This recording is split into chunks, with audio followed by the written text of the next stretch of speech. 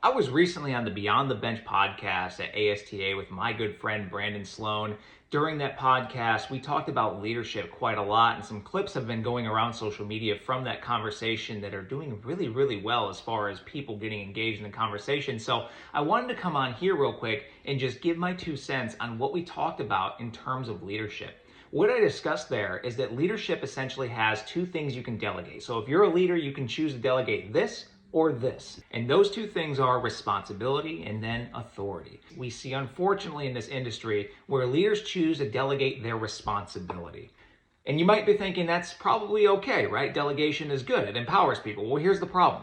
Authority is something else that you can delegate, but they choose not to delegate that. Why is this?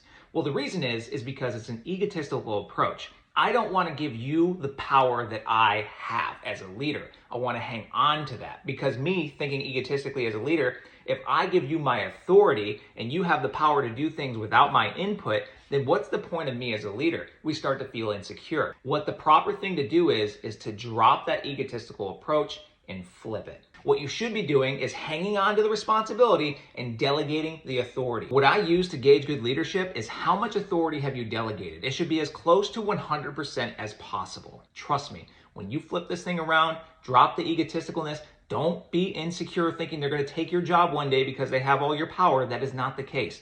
Good leadership is delegating authority, hanging on to responsibility, and empowering team members to feel like they're part of something bigger than themselves, understanding the intent, and being a cohesive team.